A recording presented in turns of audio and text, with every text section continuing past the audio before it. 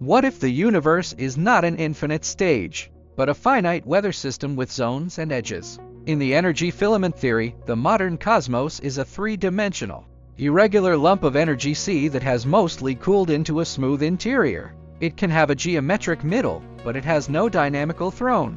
There is no spot that physics marks as the center with a special force signature. Think of it like an ocean gyre. You can draw a middle, but nothing says the middle is the boss. The key is that not every C condition can grow the same structures.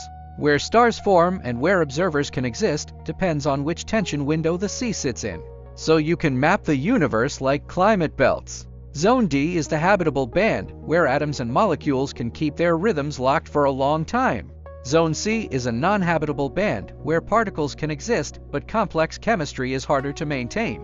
Zone B is a boundary transition belt, where stable particles struggle and structures tend to fall apart. Zone A is the boundary, where the relay of long-range influence becomes intermittent and then fails, like sound dying in thin air.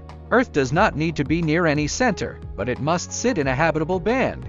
That is not luck, it is selection, because questions only get asked where stable structure is possible. This also reframes isotropy. If you live inside one connected habitable band, the sky can look statistically similar in every direction. Even if the whole universe is finite, uniform appearance becomes a property of our window, not a proof of infinity. Now ask if the universe has a global flow. The dominant trend is not everything running outward, it is the same C continuing to relax. Extreme gradients get sanded down, and more freedom gets locked into long-lived structures and the cosmic web. Local flows still exist, like rivers in a landscape, as matter streams along filaments into clusters. But that does not require a universal dynamical center. And observation itself is always ratio reading. Distant light carries old rhythms, and we decode it with our local clocks and rulers today. So it looks uniform is not the same as it must be infinite.